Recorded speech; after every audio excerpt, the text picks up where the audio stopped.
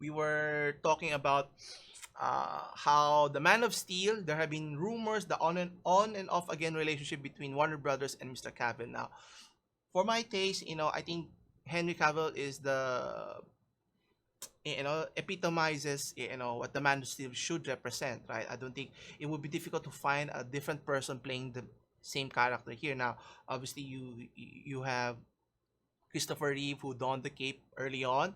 Then the terrible flop that Brandon Routh tried to replicate. Then you have Henry Cavill that did justice to the character. Then the debacle, which is the what I call this, the Justice League, and then they tried to reboot it, and then there were plans of portraying a black Superman, which I haven't read in the comics, so they're trying to introduce that now.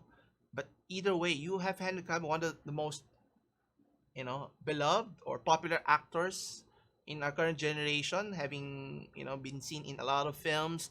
You have The Man from Uncle is one. Then he was on the latest Mission Impossible Fallout series, and then he has a Netflix series, The Witcher, which I've watched, I've enjoyed. I'm looking forward to the second season, so stay tuned for that one. Anyway, but the point of the matter, I don't know what's wrong with Warner Brothers. Why are they not capitalizing on his fame and recognition that a lot of people are enamored with him? It's not just the male segment, but also the female segments. He's good looking and everything. So why not capitalize on it rather than going back and forth? Should we cast him as the next? Should we continue with the story with the Superman or start with a new one? But I digress. But that's not the point here. What's interesting here is, where was it? There you go. What's interesting here, since Warner Brothers can get their act together, obviously other companies or studios are looking ways to grab attention. And in this case, swoop in Marvel Studios, who's trying to talk to Mr. Cavill here in terms of playing a superhero role in the MCU universe. Now, there were rumors that he could play the role of Great Britain since he's a British citizen. Does it make sense? The Great Britain character is not as popular compared to, let's say, uh, to other Marvel characters that was presented before. But still, so they're trying to find ways to introduce him into the MCU universe. So good luck to them. And obviously, there's a big opportunity, cashing in on his popularity in terms of recognition and obviously in terms of acting chop, right? Actually, there was a video of him which went viral when he was trying to build a PC. Was it water cooled? I can't remember. I saw Bitwit watching him building a PC. And there were millions of people interested to watch how a big star or actor, in this case, Mr. Cavill, you know, can be just a regular person trying to build a PC here. But anyway, so how busy is Mr. Cavill here? Just to give you an example. So there's going to be a reboot for the Highlander. So there can be only one. So I'm looking for how they're going to present that to the current generation here. When the TV series was shown way back in the 90s when I was still young back then. And then there's another film where he'll be the leading role. Matthew Vaughn's new spy franchise, Argyle. Is it Argyle? And then he's going to reprise his character roles, Sherlock Holmes and Enola Holmes Part 2, which by the way, I watched the first one. It was okay. It was interesting.